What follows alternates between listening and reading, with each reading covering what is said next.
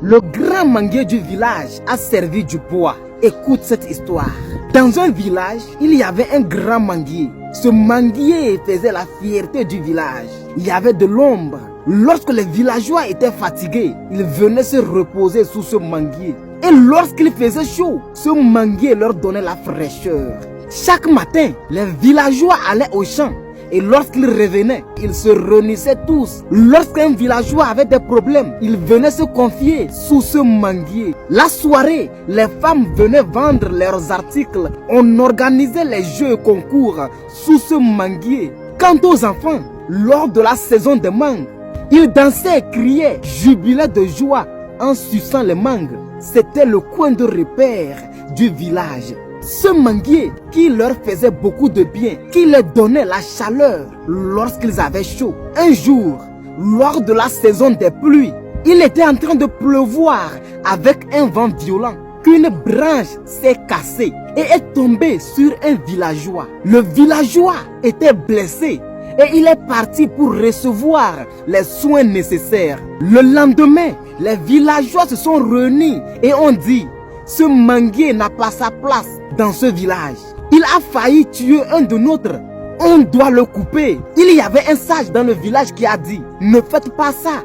Ce n'est pas parce qu'aujourd'hui, il y a eu une erreur que vous allez oublier tout le bien que ce manguier vous fait. Ce manguier est le seul point de repère de ce village. Si vous l'abattez, vous allez commettre une erreur. Les villageois ont dit: tais-toi, pauvre homme. Tu veux que la menace devienne sérieuse? Avant d'agir, nous devons l'arracher. Les villageois se sont munis de coupe-coupe et des haches et ils sont partis abattre l'arbre. Ils se sont partagés les bois et ils étaient contents. Le village est devenu silencieux. C'était calme.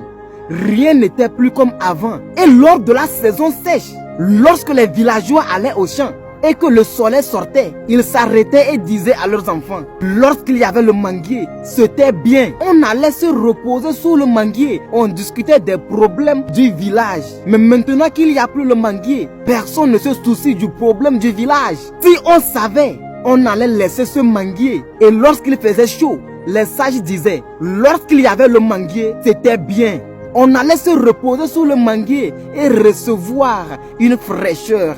Si on savait, on n'allait pas abattre le manguier. Quant aux femmes, elles ne vendaient plus comme avant. Elles se regardaient et elles disaient: ce manguier nous aidait. Et si on savait, on n'allait pas l'abattre.